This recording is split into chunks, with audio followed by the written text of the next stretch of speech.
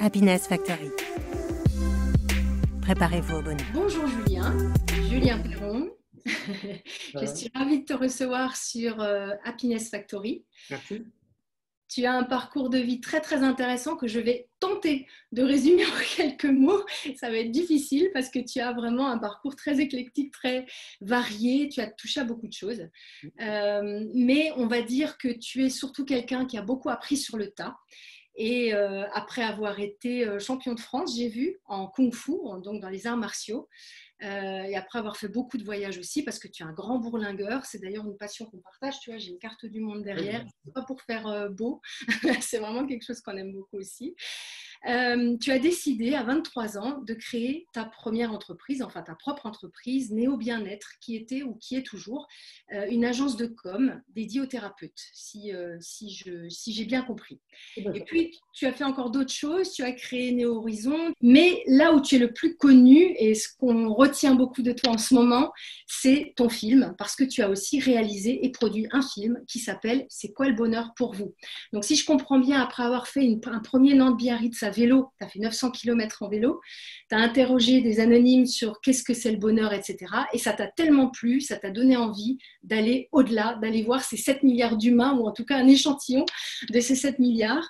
Et du coup, tu es parti pendant 4 ans. Tu as traversé 25 pays, tu as interviewé plus de 1500 personnes, enfin c'est quand même un exploit en soi. Hein. Tu as fait, tu me disais de quelque part dans ta vidéo, j'ai entendu 1,5 fois le tour de la planète, c'est quand même pas mal. Et puis, un an après sa sortie, donc je rappelle que ce film est sorti en 2017, plus de 500 000 personnes ont vu le film et maintenant, tu me disais que tu es à pas loin du million. Enfin, en tout cas, c'est l'objectif que tu t'es fixé. Même beaucoup plus que ça, en fait, les chiffres, il faudrait qu'on les réactualise. Le film, quand il est sorti, donc en 2017, entre 2017 et maintenant, on a fait plus de 1 million de spectateurs au cinéma.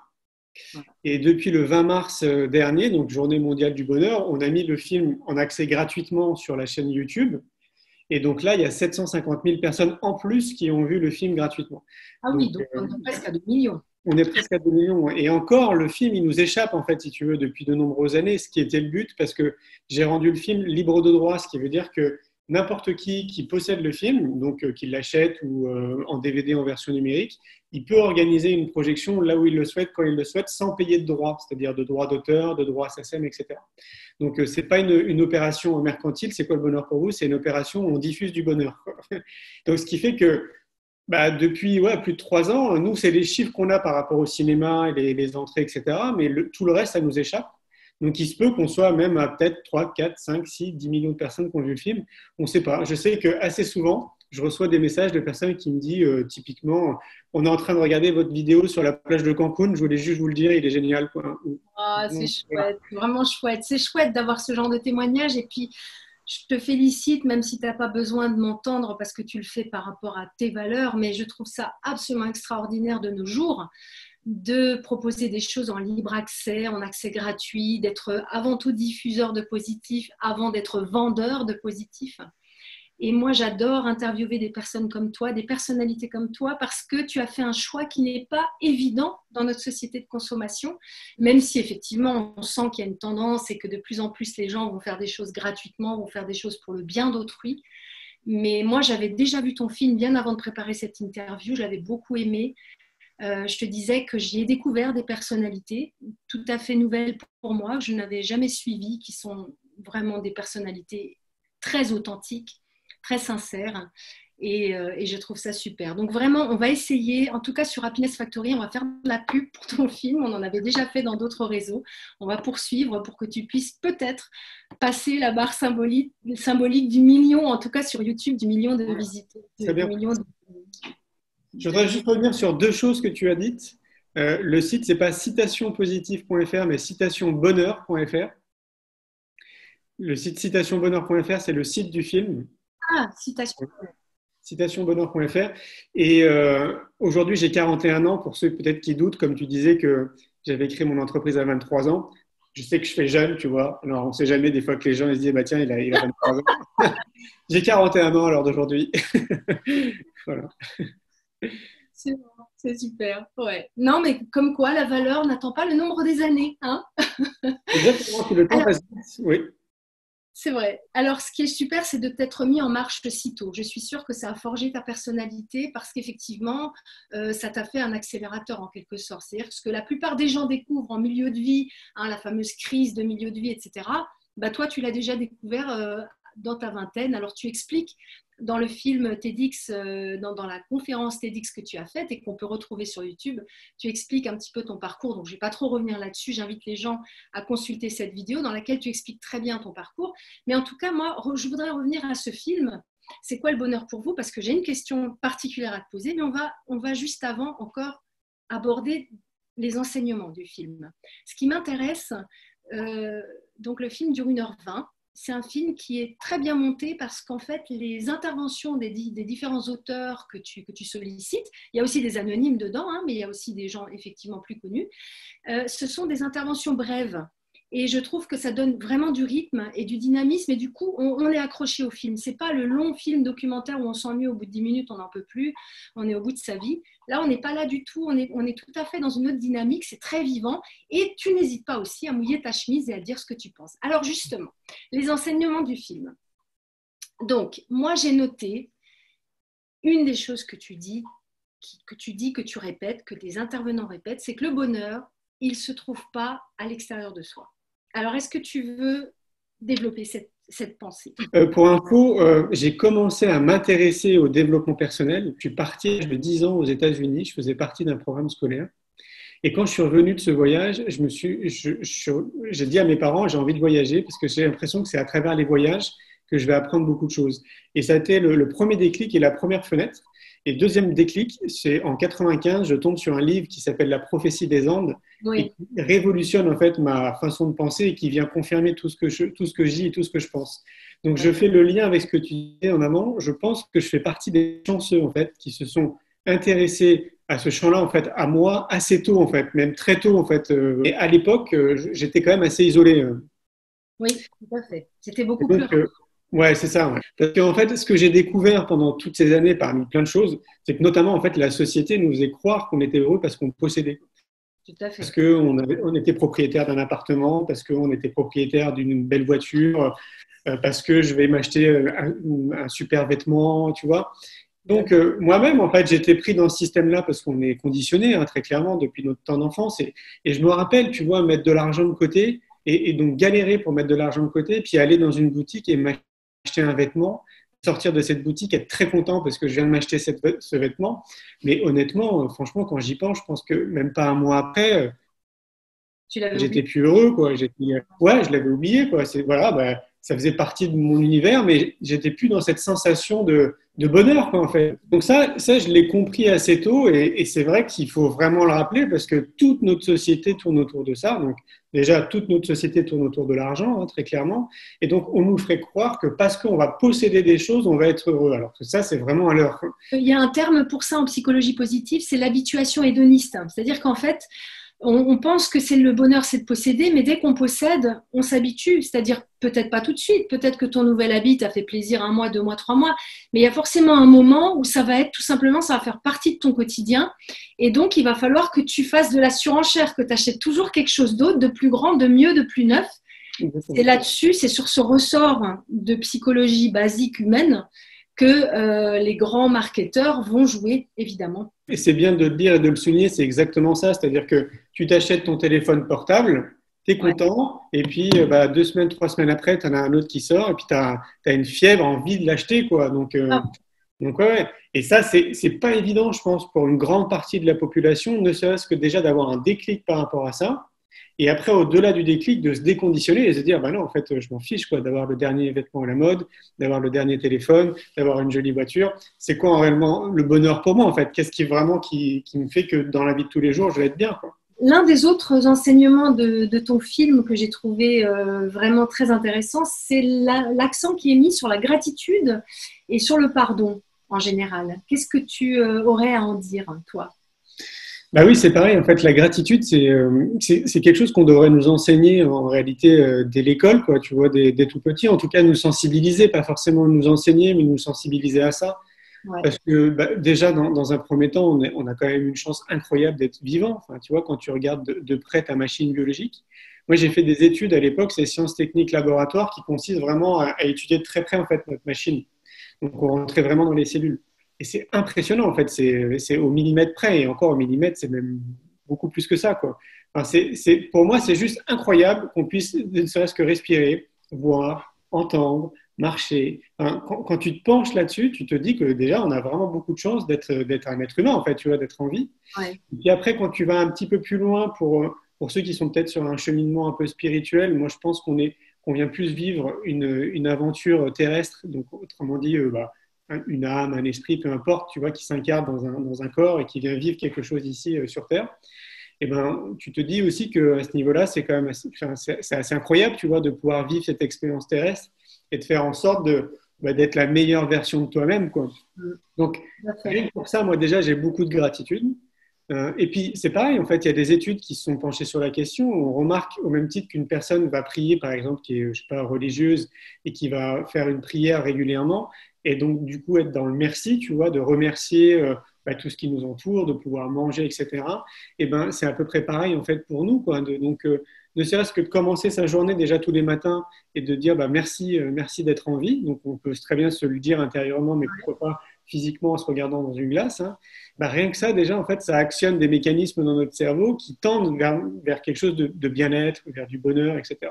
Ouais. Donc, c'est pas compliqué à faire, donc tout le monde peut le faire. Donc, rien que ça, pour moi, c'est une espèce de petit outil, tu sais, avec plein d'outils multifactoriels qui te permettent d'être bien, en fait, dans ta tête et dans ton corps. Donc, la gratitude devrait être appliquée le plus tôt possible. Ouais. Puisque tu parles, tu dis que la gratitude doit être enseignée le plus tôt possible. Ça me fait juste la transition sur la notion d'éducation. C'est un axe, un sujet, une notion, un thème qui te tient à cœur. Ça se voit, ça se voit aussi parce que je relis mes notes. Tu as organisé ce festival École de la vie cette année pour la 3e fois, hein, juste avant le confinement, tu me disais. Donc, est-ce que tu peux nous parler un petit peu de ta vision de l'éducation et pourquoi c'est tellement important à tes yeux? Oui, alors, il y a 2 événements. Il y a le festival pour l'école de la vie qu'on organise depuis 5 ans à Montpellier. 5 ans. Oui, et il y a le congrès Innovation en éducation qu'on a organisé pour la 3e fois, la 3e année, là, cette année aussi à Montpellier. Et donc là, on va le faire à Paris le 24 et le 25 octobre. Oui, ça me tient à cœur parce que, tu sais, moi, je suis dyslexique et dysorthographique. Ouais. Et comme je te disais, j'ai 41 ans, donc à l'époque, je pense que les enseignants n'avaient pas vraiment des outils pour accompagner les enfants un peu différents dans leur méthodologie d'apprentissage. Donc, ce n'est pas évident de vivre la différence parce que déjà, on te fait comprendre que tu es différent dans une classe de 20, 25, 30 élèves. Quand on te fait comprendre en fait, que tu es différent, ce n'est pas simple quand même, tu vois, à vivre. Et encore, moi, je l'ai bien vécu parce que j'ai transformé les choses et je suis devenu un peu le clown dans la classe pour faire rigoler tout le monde. Donc, moi, je garde plutôt une époque scolaire où je me suis amusé, tu vois, où je venais en fait pour rigoler. Mais j'imaginais une école dans laquelle je me sente bien quand même, tu vois. J'imaginais une école qui me comprenne en fait dans ce qu'eux ils appelaient ma différence, alors que moi je me sentais pas du tout différent en fait. Et donc les années ont passé et puis à un moment donné cette idée en fait d'école que j'imaginais a refait surface, donc j'ai écrit un article. Et donc ça remonte à 5-6 ans et quand j'ai publié cet article, en l'espace de 3 mois, j'ai reçu plus de 600 emails de personnes qui voulaient m'aider à créer une école, donc l'école de la vie, quoi. Et je ne pensais pas, en fait, être tout seul. Enfin, moi, je pensais être tout seul dans mes réflexions. Je ne pensais pas qu'il y avait autant de personnes, déjà, qui me remerciaient, qui étaient très contents de l'idée, qui avaient envie de participer. Et je me suis dit, waouh, c'est fou quand même. Donc, je n'ai pas réussi à répondre à tout le monde parce que c'était trop compliqué. Donc, du coup, j'ai organisé un pique-nique. Et j'ai demandé à tout le monde de venir avec de quoi manger, une nappe. Et puis, on a passé une super journée sur le plateau du Larzac, au site de Cantercel. On a refait le monde, en fait. On a refait le système éducatif. C'était génial. Et à l'issue de cette journée, on s'est dit qu'on ne pouvait pas rester là-dessus. Donc, on s'est dit, tiens, avec beaucoup d'insouciance, on va faire un festival, alors qu'on n'avait jamais organisé un festival. Et donc, l'année d'après, on décide de l'appeler le Festival pour l'école de la vie. On fait ça sur 3 jours à Montpellier. Et on passe de 600 personnes à 9000 personnes. Ouais. Et depuis, il y a entre 10 et 15 000 personnes qui viennent au festival. Force est de constater que le sujet en fait intéresse et que c'est devenu même limite, ça devrait venir un sujet d'actualité. Et je pense que ça va le devenir dans les années à venir. Et je pense que les médias vont s'emparer du sujet de plus en plus parce que nous, on le voit en tout cas dans le festival, plus les années passent et plus il y a du monde qui vient. plus ça fait écho, parce que c'est pas qu'en France, parce que les gens qui viennent, ils viennent des quatre coins de la France, mais ils viennent aussi du Maroc, des États-Unis, du Canada, de Suisse, de Belgique. Donc c'est vraiment un festival, un événement qui est fédérateur, et le congrès aussi, c'est exactement la même chose. Et qu'est-ce qui m'anime en fait, c'est de me dire que à chaque fois que je revenais d'un voyage, quand je revenais en France, je me disais, mais c'est fou en fait, comme tout part de l'éducation. C'est-à-dire que, tu sais, un de mes leitmotifs depuis que j'ai créé ma boîte, c'est de semer des graines, en fait, c'est d'inspirer les gens autour de moi. Et je vois bien, en fait, que ce soit les thérapeutes, des professionnels du bien-être, des citoyens lambda, en fait, ça peut prendre énormément de temps, en fait, pour se déconditionner, tu vois. Parce qu'à un moment donné, on a un déclic. Et en France, le déclic, il arrive généralement à 50 ans. Donc, ça veut dire qu'il y a au moins 50 ans de ta vie, si tu vas tenir un siècle, ben, en fait, où tu t'es pas occupé de toi. Et je réfléchissais et je me disais, mais qu'est-ce qu'on peut faire? Quelle est la solution en fait pour que ça n'arrive pas à 50 ans? C'est trop dommage, quoi. C'est peut-être 50 ans de perdu. Et je me disais, mais en fait, tout part de l'éducation. Donc maintenant, en fait, depuis 6-7 ans, ouais, je consacre beaucoup d'énergie autour de ça parce que je suis convaincu que tout part de là. Parce qu'on est tous passés par l'éducation, que ce soit par nos parents, par l'école, par la société en fait qui nous conditionne, quelque part, elle nous éduque. Eh ben, il faut vraiment qu'on concentre nos énergies, à mon sens, autour de notre système éducatif pour essayer d'accompagner les enfants à être, tout simplement à être.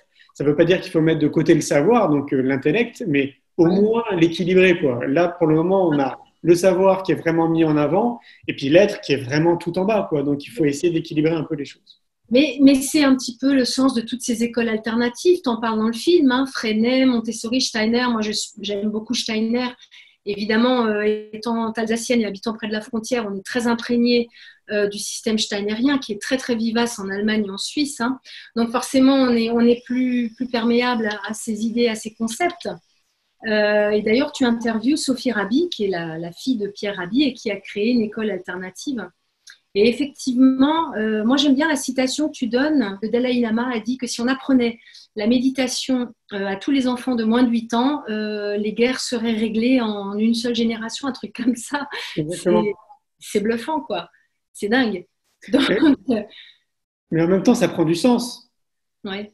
Tu vois, parce que c'est des choses qu'on ne nous apprend pas, mais tu pratiques un peu la méditation? Oui.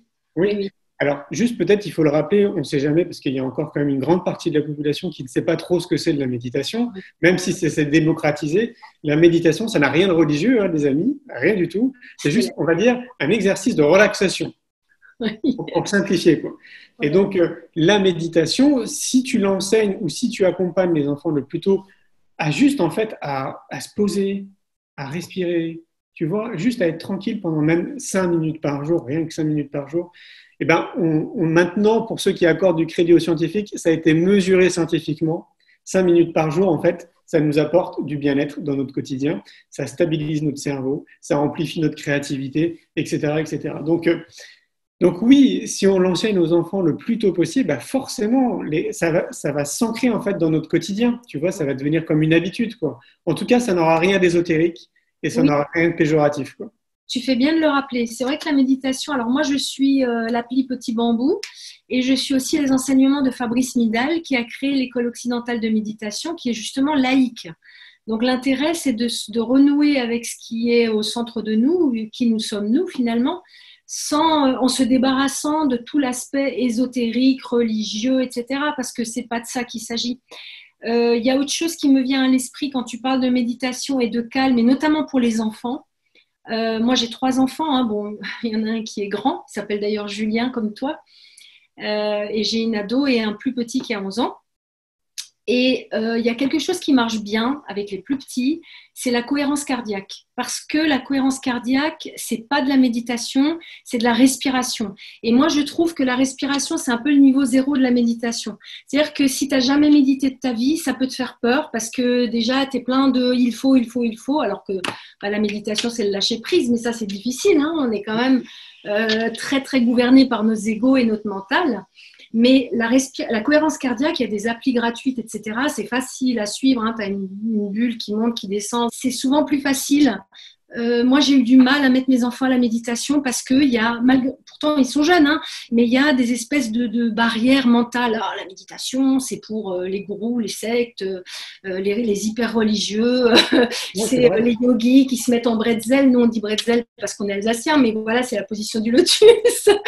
En fait, tu vois, et finalement, si on commence déjà par la respiration, on a déjà une base de calme sur laquelle on peut après greffer autre chose. Après, ça dépend bien sûr des personnes, hein, mais chez les petits, c'est parfois difficile.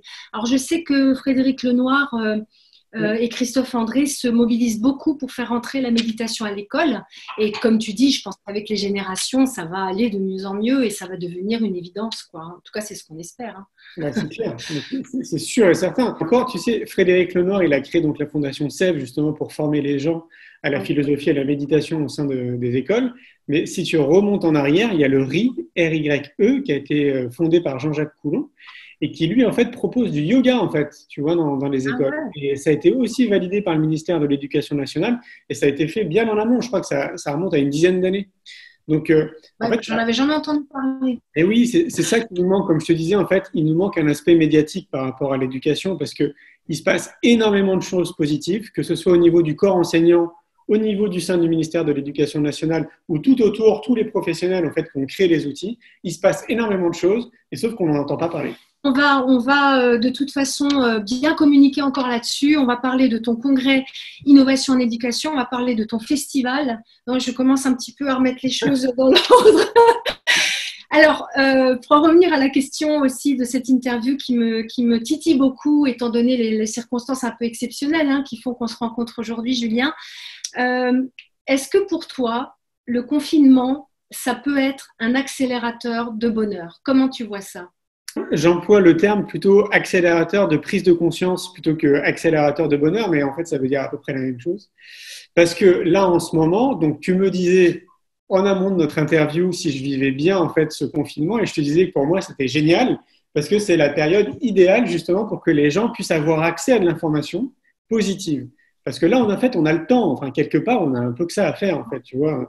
Les médias, très clairement, ils tournent en boucle. Hein. C'est que de l'information anxiogène, sur anxiogène, sur anxiogène, sur anxiogène. Donc, au bout d'un moment donné, j'imagine qu'il y a une bonne partie de la population qu'on a marre, en fait, d'entendre ces informations. Et donc, du coup, on se tourne sur Internet. Et là, en ce moment, sur Internet, il y a une flopée d'auteurs, d'écrivains, de philosophes, de personnes qui sont un peu connues dans le monde du développement personnel. En fait, tout le monde est en train de se mobiliser pour justement envoyer de l'information positive. Et c'est pas ce qui manque. Et donc, comme moi, c'est mon leitmotiv depuis 17 ans, je me régale en fait en ce moment depuis 1 mois et demi. Et donc, du coup, j'ai vraiment cette sensation que tout ce qu'on véhicule chacun de notre côté accélère les prises de conscience. Et je le vois, comme je te le disais, avec le film « C'est quoi le bonheur pour vous ?» que j'ai mis en accès gratuit. Si tu savais les milliers de messages que je reçois de personnes qui me disent « mais merci, j'avais jamais entendu parler de votre film, ça m'a fait un bien fou, je vais le transférer à mes grands-parents, je vais le regarder en famille, je vais l'envoyer à mon frère, je vais le regarder une 2e fois, une 3e fois parce que ça me fait du bien ». Mais je reçois plein de mails en fait dans ce sens-là. Enfin, tu vois, j'aurais sorti ce film en 2003, je pense qu'il n'aurait pas aussi bien fonctionné qu'il fonctionne actuellement depuis 2017. Parce que les prises de conscience s'accélèrent d'année en année, et là en ce moment, à défaut de me répéter, ça s'accélère encore plus. Parce que les gens ont le temps, ils ont le temps de prendre conscience, ils ont le temps de réfléchir, parce que dans la vie de tous les jours, en fait, on n'a pas le temps de réfléchir, tout est organisé pour que ça soit métro, boulot, dodo. Donc, tu n'as pas le temps de te poser des questions existentielles, c'est un peu philosophique. Et là, en fait, tu as le temps, tu es confronté avec toi, quoi. Donc, pour ceux qui sont seuls, encore plus. Pour ceux qui sont en famille, peut-être un peu moins. Mais malgré tout, sur l'ensemble de la journée, tu as le temps quand même de te poser des questions. Et donc, moi, je trouve ça génial, cette période, et j'essaye d'en profiter un maximum. C'est bientôt fini. Donc, j'essaye là tous les jours d'envoyer de l'info positive. Et ça marche bien, ça marche très, très bien. Donc moi, en tout cas, je trouve ça chouette. Quels sont les outils que toi, Julien, tu utilises quotidiennement pour continuer à rester dans cet état d'esprit positif et optimiste? Ouais, c'est une bonne question. Alors, je voudrais juste te rappeler quand même que j'ai les pieds sur terre en disant que pour moi, c'est chouette tout ce qui se passe. Il faut rappeler quand même qu'évidemment, on ne vit pas tous les choses de la même façon. Il y en a pour qui c'est très dur cette période de confinement. Et je suis bien placé pour le savoir parce que dans mon entourage, il y a des personnes qui vivent vraiment très mal. Donc, je ne suis pas dans le monde des bisounours. Hein. Je le mets juste de ma fenêtre et de ce que je vis et de ce que j'essaie de transmettre. Et j'espère que tous ces messages positifs pourront aller justement à ces personnes qui le vivent mal. Je voulais faire une petite parenthèse. Moi, en fait, pourquoi en fait aussi, c'est bien en fait la question que tu me poses. Pourquoi aussi je vis bien les choses? Alors, au-delà du fait que je suis ultra passionné de mon activité, parce que je n'ai pas du tout l'impression de travailler, j'ai l'impression de m'amuser moi tous les jours. Je suis excité comme un gamin tous les matins quand je me réveille. Donc, au-delà de ça, et ça c'est important et je reviendrai là-dessus, de trouver en fait ou de créer une activité ou d'aller dans une activité passion, quelque chose qui vraiment qui t'anime, où tu mets à contribution ton excellence pour les autres et pour le bien commun. C'est un des outils en fait qui te permet de tendre vers le bonheur. Mais j'y reviendrai peut-être. En fait, si tu veux, moi je le vis bien. Pourquoi? Parce que j'ai déjà mis en place toute une série d'outils dans mon quotidien qui me permettent d'être bien en fait, qui me permettent d'être bien dans ma tête et dans mon corps. Et donc, évidemment, pour une grande partie de la population, ce n'est pas forcément le cas. Donc, du coup, ils se retrouvent un peu confrontés du jour au lendemain à être seuls chez eux, confrontés à la solitude pour ceux qui sont seuls, confrontés à gérer ses enfants et devenir un enseignant pour ceux qui ont des enfants, etc., etc., etc. Donc, on n'a pas été forcément prêt à tout ça. Et comme moi, je suis en cheminement, on va dire, depuis de nombreuses années, j'ai mis en place des outils dans mon quotidien, mais depuis, donc, comme je te l'expliquais, depuis ma tendre enfance. Donc, forcément, c'est peut-être beaucoup plus simple pour des gens comme moi qui ont déjà une pratique en fait, du quotidien, qui ont déjà créé des outils en fait, pour être bien dans notre corps et bien dans notre tête. Et forcément, pour une grosse partie de la population qui, du jour au lendemain, se retrouve enfermée, seule pour certains, à devoir être prof et enseignant pour d'autres, et à vivre en fait cet enfermement, forcément, ce n'est pas simple pour tout le monde. Donc, ce que je peux recommander à tout le monde, c'est, et je pense que ça a été fait là pour beaucoup d'entre eux pendant cette période de confinement, c'est de trouver les bons outils qui vont être bons en fait pour chacun. Et ces bons outils, je pense que déjà, ça passe par le sport. Donc le sport, il y a tout à imaginer. Ça peut être de la marche à pied, de la natation, de la course à pied, du vélo, ce que vous voulez. Mais peu importe, il faut trouver une activité physique qui nous permette en fait de libérer nos toxines, tout simplement. Je ne dis pas qu'il faut le faire 3 fois par semaine, peu importe, mais il faut le faire de manière assez régulière. En fait, il faut que ça s'ancre dans notre vie. Ouais. Ça, c'est le premier point. Le deuxième point, et pas des moindres, on en parlait d'ailleurs hier, parce que hier, j'ai interviewé en live ma copine, qui est naturopathe et qui est aussi hypnothérapeute, et qui, évidemment, en tant que naturo, accorde une grande importance à l'alimentation. Et donc, Socrate le disait très bien, que ton alimentation soit ton médicament. Mm. Et c'est hyper important à conscientiser ça, en fait, comme phrase. C'est-à-dire qu'on doit vraiment faire attention, chacun, à ce qu'on mange. Oui. Et donc là, c'est à chacun, dans son côté, d'être très attentif à qu'est-ce qui est bon pour lui. C'est-à-dire que si, par exemple, moi, les carottes vont être bons pour mon organisme, peut-être que pour toi, ce ne sera pas le cas. Si pour moi, manger du poisson, ça va être bon pour moi, peut-être que ça ne va pas être le cas pour toi.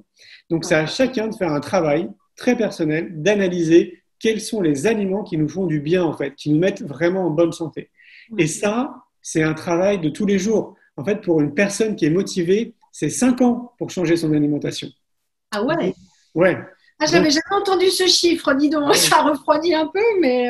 Oui, c'est 5 ans pour une personne très motivée, parce que c'est compliqué, il faut analyser ses selles. Je ne dis pas analyser, les amener au labo, mais ne serait-ce que d'être observateur, en fait, ne serait-ce que voir, en fait, quelle forme a nos selles, si elles sont bien moulées, est-ce que j'ai eu la diarrhée ou pas, et donc d'analyser ce que j'ai mangé la veille, etc., etc., etc. Par exemple, dans les pays du Nord, ils le font de manière traditionnelle, c'est ancré dans leur culture. Oui, nous, pipi caca, en France, c'est un peu compliqué, quoi. Mais c'est un peu berque, quoi. Ouais. C'est un peu ça. Mais voilà, ça, l'alimentation, c'est un point qui est déterminant, donc faire vraiment très attention. Et donc, ça nécessite aussi d'aller chercher les produits et donc, du coup, de cuisiner. C'est-à-dire de ne pas acheter des plats qui sont déjà prêts et déjà cuisinés, qui sont blindés de sucre, mais plutôt de cuisiner. Et de ne pas se dire, oh là là, ça me prend trop de temps de cuisiner, c'est faux. C'est totalement faux. Ça va vous prendre un quart d'heure, 20 minutes, et en plus, a priori, vous allez passer du bon temps. Donc ça, c'est vraiment 2 points qui me semblent vraiment essentiels. Le 3e point, c'est votre sommeil. Donc le sommeil, c'est un point aussi qui est déterminant pour chacun. Moi, par exemple, depuis 20 ans, j'ai plus de réveil le matin. Et alors, pourquoi j'ai plus de réveil? Parce qu'à l'époque, en fait, j'ai analysé, évidemment, ça change. Maintenant, j'ai besoin de moins d'heures de sommeil, mais à l'époque, par exemple, j'avais besoin de 8 heures de sommeil. Et donc, comme j'avais besoin de 8 heures de sommeil, peu importe l'heure à laquelle j'allais me coucher, de toute façon, mon corps, il allait se réveiller au bout de 8 heures. Et on est tous logés à la même enseigne. Donc, l'idée, c'est d'analyser le nombre d'heures dont on a besoin. et donc de faire en sorte de se coucher à 1 heure, ou si par exemple le lendemain on a besoin de se lever à 7 heures du matin, et ben de se coucher en fonction. Donc ça veut dire qu'on réinvente un peu notre vie quand même. Donc je ne dis pas que c'est simple, mais c'est une des voies. Et donc moi je le fais et ça fonctionne très bien, d'autant plus que des années après, je suis tombé sur une étude scientifique qui a montré que peu importe le réveil qu'on utilise le matin, si ça nous sort de notre réveil, ça stresse notre corps pour toute la journée. Ouais. Et après, c'est foutu. C'est vrai, hein, on a tous fait cette expérience. Et donc, très important donc, d'analyser ça. Et j'entends là, les gens qui nous écoutent ou qui nous regardent qui vont dire « mais moi, c'est impossible. Moi, je suis quelqu'un de la nuit, je dois me coucher à 1 heure du matin, sinon j'y arrive pas. » C'est faux. En fait, ce qui est le plus important, c'est d'accepter le fait que vous allez devoir réinventer votre vie. Parce que si vous êtes un homme ou une femme de la nuit, ok, mais si vous dormez suffisamment, c'est très bien. Mais si vous vous réveillez tous les matins et que vous êtes mal et que vous êtes fatigué toute la journée, c'est pas bien. Donc ça veut dire qu'il faut vraiment réinventer votre vie, en fait, quelque part. Ouais. Donc ça, c'est le troisième point qui me paraît vraiment essentiel. Un des autres points qu'on a évoqués, moi, je pense qu'on peut recommander à tout le monde la méditation. Parce que pratiquer la méditation 5 à 10 minutes par jour, on ne peut pas considérer que ça prenne beaucoup de temps. Il y en a beaucoup d'ailleurs, ça se trouve, qui méditent sans le savoir. Alors, je vous donne des exemples. Par exemple, moi, à la maison, c'est beaucoup ma femme qui cuisine parce qu'elle cuisine divinement bien et j'adore ce qu'elle fait. Et moi, j'aime bien faire la vaisselle. Donc, du coup, on n'a pas de lave-vaisselle et donc je lave la vaisselle à la main. Et quand je lave ma vaisselle, très clairement, moi, je suis en méditation. Donc, il faut me laisser tranquille. Je suis avec ma vaisselle, quoi. Tu vois, c'est la méditation de la vaisselle. Exactement. Quand je vais faire du vélo, par exemple, parce que je suis un addict aussi du vélo, eh ben, je suis en méditation parce qu'en fait, je suis concentré sur ma respiration, sur mon corps, sur l'air qui rentre dans mes narines, sur l'environnement en fait, qui est autour de moi, parce que je suis concentré en fait, sur une tâche. Et la méditation, c'est un peu ça, en fait, c'est d'être concentré à un moment donné sur quelque chose. Ouais. Donc ça, on peut le recommander à tout le monde. Ça peut être en marche aussi, j'aime bien marcher. Quand je fais de la marche, je me sens en méditation parce que je me sens connecté avec mon corps. J'aime bien la plongée aussi sous-marine. Je trouve que c'est un exercice qui est génial aussi. Quand on est sous l'eau, déjà, on est dans un autre monde et en même temps, on est ultra connecté à notre corps parce qu'on est obligé de ralentir tous nos mouvements, on est obligé de ralentir aussi notre respiration.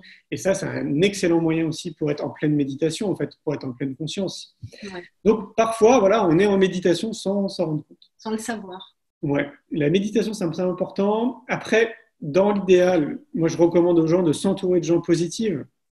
Parce qu'on a tous des gens qui sont énergivores autour de nous et on ne s'en rend pas compte tout le temps, mais il suffit parfois d'avoir un déclic. Peut-être que ce sera cette vidéo pour qu'on s'en rende compte.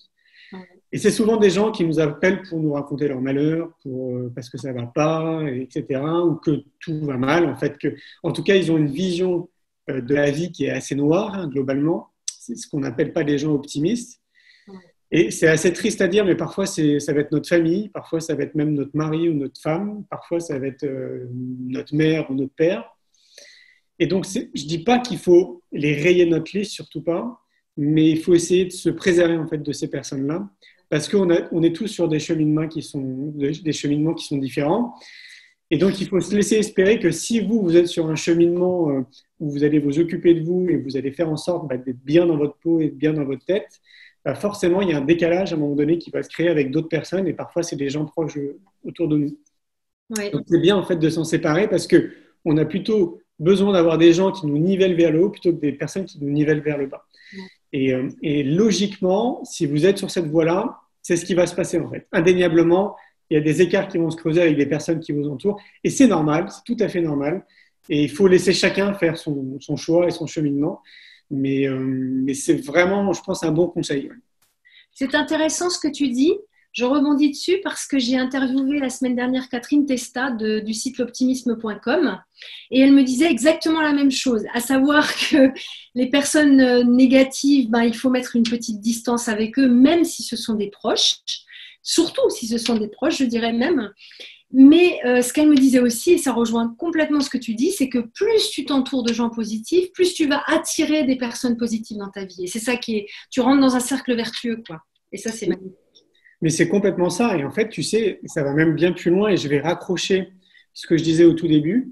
C'est que à partir du moment où tu commences à prendre soin de toi, en fait, donc de ta machine biologique, de ton esprit, etc., de manière totalement logique, si on peut parler un peu d'énergie, en fait, tu vas dégager des énergies positives, tu vas dégager une énergie, on va dire positive, pour résumer. Et donc, indéniablement, tu vas attirer aussi des personnes autour de toi qui vont rayonner un peu sur cette même énergie. Tu sais, c'est un peu comme un transistor, en fait.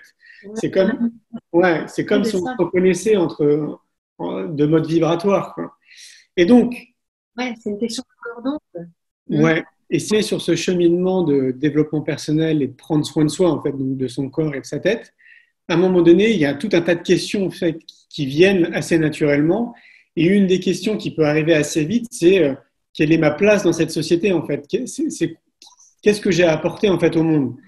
Et donc, du coup, on peut faire que le parallèle, si on est salarié dans une boîte, c'est est-ce que je donne sens, en fait, à ce que je fais, quoi? Est-ce qu'il y a vraiment du sens dans mon activité professionnelle? Et de ce que j'en ai vu et conclu, j'ai l'impression que 70% de la population fait un job juste alimentaire, en fait. Et donc, du coup, c'est purement pour gagner sa vie. Et on devrait se poser cette question. C'est-à-dire que moi, je pense qu'on est tous habités par des excellences. On est tous très, très bons dans quelque chose, voire dans plusieurs choses. Et l'idée, c'est d'essayer de mettre à contribution ces excellences pour les autres, en fait, pour le bien commun, pour la société, pour une communauté, pour une région, un département, un pays. Et quand on est dans ce cheminement, bah forcément, à un moment donné, on a envie de faire ça, en fait, tu vois. Soit on a envie de créer une activité qui donne sens, soit on a envie de rentrer dans une entreprise qui donne du sens, quoi, qui apporte quelque chose de positif ou une plus-value pour notre société, en fait, pour notre planète. Et donc ça, pour moi, c'est important parce qu'il faut quand même se rappeler qu'on est 8 heures par jour au minimum dans une entreprise. C'est-à-dire qu'on est plus souvent dans le monde de l'entreprise qu'avec notre femme, notre mari, nos enfants, nos amis. Donc, autant faire se peut que d'avoir une activité dans laquelle on s'éclate, tu vois, dans laquelle on apporte quelque chose de positif, dans laquelle on apporte vraiment la pleine puissance, en fait, de ce qu'on est pour les autres, quoi, pour le bien commun.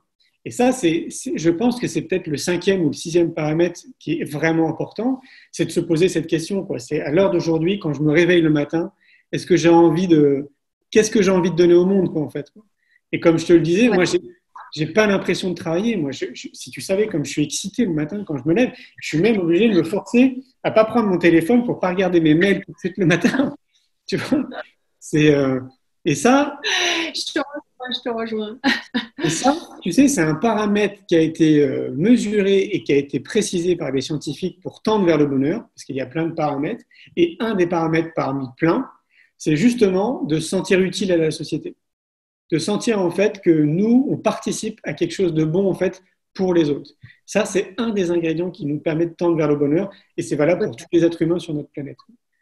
Donc Et puis, il y a cette fameuse citation qui dit fais un travail que tu aimes, fais une activité que tu aimes et tu n'auras pas à travailler un seul jour de ta vie. Ça, quoi. Et je te rejoins complètement sur le côté, je suis excitée le matin en me levant. Moi, c'est pareil. Hein. Je me lève et je bouillonne d'idées et j'ai envie de faire ce que je fais. Sinon, je ne serais pas là, je ne serais pas à la bonne place comme toi. Et c'est chouette quoi, d'être de plus en plus nombreux, on va dire, même si on ne représente peut-être pas la majorité encore. Mais on est un peu des avant-gardistes, des pionniers dans ce domaine et d'être de plus en plus nombreux à montrer la voie et à dire aux gens mais vous pouvez faire autre chose que juste un boulot abétissant, quoi, abrutissant. Même si bien sûr il faut payer les factures, hein. Moi aussi je dois payer mes factures et je fais des activités complémentaires et annexes pour pouvoir faire d'autres choses qui me plaisent mieux. Mais globalement, c'est la loi des 20-80, quoi, hein. C'est-à-dire que 80% de mon activité professionnelle me plaît, m'inspire, me fait rêver, me fait jubiler, je kiffe, quoi, comme dirait l'autre. Et puis, il y a 20% de trucs qu'on aime moins, de contraintes, d'obligations. Mais ça, c'est la vie, quoi. Et c'est pas plus grave que ça. Tu sais, là, avec la sortie des films C'est quoi le bonheur pour vous et L'école de la vie, je vais dans beaucoup de salles de cinéma en fait depuis 3 ans, donc j'ai rencontré des milliers et des milliers de personnes et je rappelle à chaque fois une chose. Je rappelle que moi, déjà, je me considère comme un citoyen, mais lambda, tu vois, parce qu'il y en a d'autres parce que ça fait de nombreuses années maintenant que je développe mon activité, qui aiment beaucoup en fait tout ce qu'on fait, qui me remercient pour tout ce qu'on fait, et j'allais dire qui idolâtrent, c'est pas le terme, mais qui se disent en gros c'est génial ce que tu fais, mais moi en fait je pourrais jamais faire ça, quoi. Et moi je le rappelle à chaque fois, quoi. Je suis parti d'une chambre de bonne de 10 mètres carrés au 6e étage sans ascenseur à Paris. Je suis dyslexique, dysorthographique, j'avais pas d'argent, et j'ai créé mon entreprise dans le monde du tourisme à l'époque alors que j'ai pas de diplôme. Pourquoi j'ai fait ça? Ouais. Pourquoi j'ai fait ça? Parce que évidemment, à un moment donné, j'ai cru en moi. Donc ça, c'est un point qui est déterminant en fait. C'est la confiance qu'on se prête, quoi. Donc ça, je sais que c'est pas évident pour tout le monde, peu importe l'âge, à un moment donné, de retrouver cette confiance qu'on peut avoir en soi. Moi, si ça peut aider des gens, à l'époque, j'ai retrouvé cette confiance dans les arts martiaux, comme tu le disais. En fait, j'ai fait 14 ans de kung-fu et j'étais champion de France en 99. C'est là où vraiment où j'ai pris confiance en moi et j'ai appris plein de choses. Ça a été une école de la vie. Mais je reviens sur ce que je te disais, c'est que quand j'étais gamin, quand j'allais au cinéma, pour moi, le monde du cinéma, c'était réservé au monde du cinéma. En fait, je me disais, mais ça ne traverse jamais l'esprit de dire, je vais réaliser un film, et puis qu'un jour, je vais aller le voir au cinéma, mon film, et puis qu'il y a des gens qui... Enfin, ça ne traverse jamais l'esprit. Et le jour où je sors ce film, et qui commence à cartonner, et je ne sais pas pourquoi, en fait, parce que ce film, il est sorti de nulle part, tu vois, quelque part. On était là avec Laurent Quérin à monter ce film. Après, on s'est dit, tiens, on va communiquer, et puis ça va être un outil en plus sur les outils qu'on transmet, quoi. Mais on ne pensait pas du tout que ça allait être une success story. Donc moi, je suis là, en fait, pour dire que tout est possible. Tu vois, c'est que tu peux partir de rien, et puis, en fait, réussir à faire des belles choses, quoi. Parce qu'il y a des gens qui se disent, c'est pas possible pour moi, en fait, je ne peux pas le faire, je sais pas, j'ai 50 ans, il faut que je me déconditionne de plein de choses, j'ai pas l'énergie, j'ai pas le temps, je suis fatigué, tout, etc. Non, en fait, c'est faux, c'est que des fausses excuses qu'on se donne, quoi. Et donc, c'est pour ça que c'est important de se dire que s'il y a une chose qui est la plus importante dans tout ce que je dis depuis le début, en fait, c'est de conscientiser qu'on a une responsabilité citoyenne de s'occuper de soi avant de s'occuper des autres. C'est vraiment une responsabilité, quoi. C'est de partir du principe que si je m'occupe de moi, eh ben forcément, je vais être bien avec les autres et je vais pouvoir aider les autres. Tu sais, c'est ce principe de l'avion, là aussi. Un jour, tu as un crash d'avion, eh ben, il vaut mieux que toi, tu prennes d'abord le masque avant d'aider ton enfant ou ta femme, quoi. C'est exactement le même principe. Et ça, c'est pour moi, c'est vraiment une responsabilité citoyenne de conscientiser ça. Et c'est pour ça que si on accompagne les enfants le plus tôt possible dans cette, j'allais dire, dans cette quête, quoi, dans ce cheminement, je pense qu'en une génération, on change tout, quoi. C'est magnifique.